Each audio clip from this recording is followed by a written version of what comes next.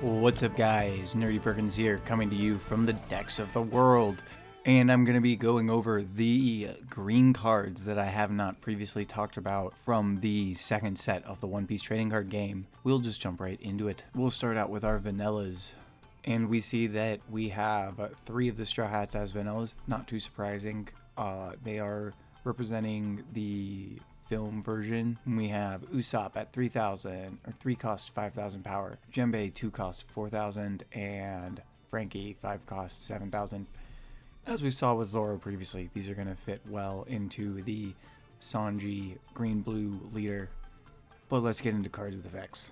And we will begin with Sicilian, one of the 3 musketeers. He is a 2 cost 3,000 power Mink. And on play, you can rest to Dawn and set one of your Mink type characters with a cost of 5 or less as active. Pretty useful. We have some cards that will certainly get use out of this.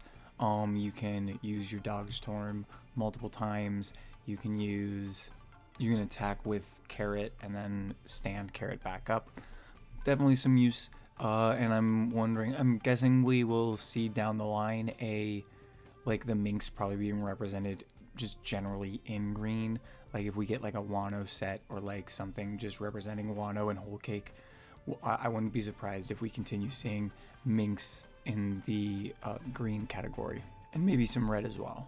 Alright, and then we have Tony Chopper. He is a 2 cost 2,000 power, and this is representing the film, so we have film, animal, Straw Hat crew. And if you have a Dawn attached while attacking, you can rest one of your opponent's characters that costs 2 or less.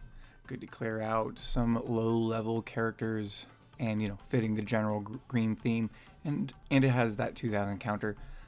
So, yeah. Definitely something to test out if you're trying to do a Sanji deck or a red-green deck of some kind. And then we have like Nekomamushi. I really like the art on this card. I think it looks pretty cool. It's common, so we're not going to see it a holo or anything. But yeah, I like how like rough and like just crazed the design is. And he's a 3 cost 4,000 power. He is just a blocker, but we needed some blockers in Wano. I'm liking it. It's definitely something I will want to throw in. He's a 3 cost, so he can be used with the Odin character card to be pulled out. I'm liking it. I think I may switch out my Tokis for the Nekomamushi. But we'll have to see. Then we got a new Yamato card, and I love the look of this card. It's going to look really cool as a holo, and we see that they are a 4 cost 6,000 power Land of Wano card.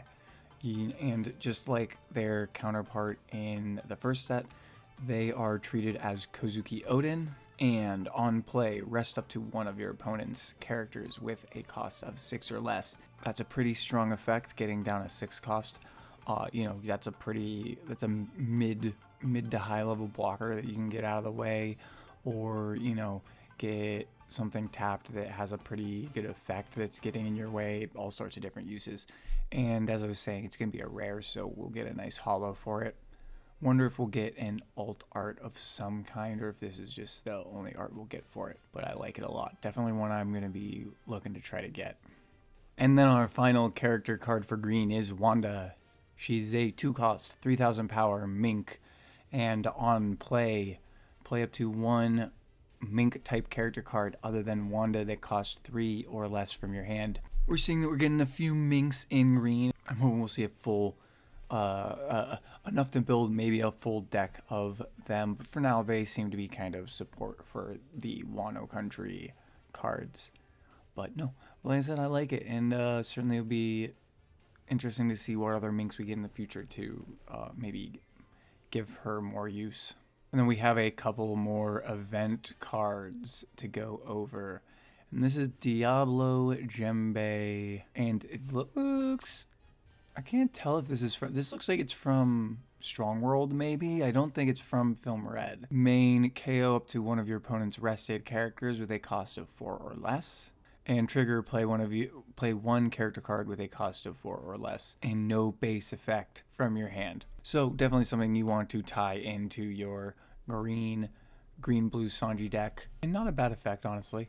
And then we get our rare green card. This is gonna look so good as a holo. It's 1 cost, and it is a main. Rest up to one of your opponent's characters with a cost of 4 or less, and trigger a KO up to one of your opponent's rested characters with a cost of 3 or less. No, and it's a Kazuki Land of Wano card. I like it. Something definitely to try to throw into the mix for Wano. Probably be able to switch this out with maybe like the Nekomamushi from the main set, I would say. No, I like it. I think this is definitely something we can find good use for. But that's all I've got for you guys for the moment. Probably won't be able to get blue out, so I'll probably do at least blue and purple tomorrow and try to get the black set out the day after that.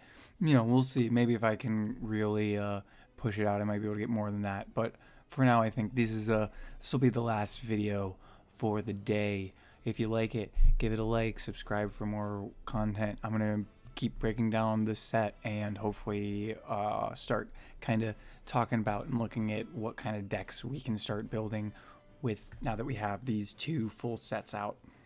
But yeah, that's all I got for you guys. See you next time.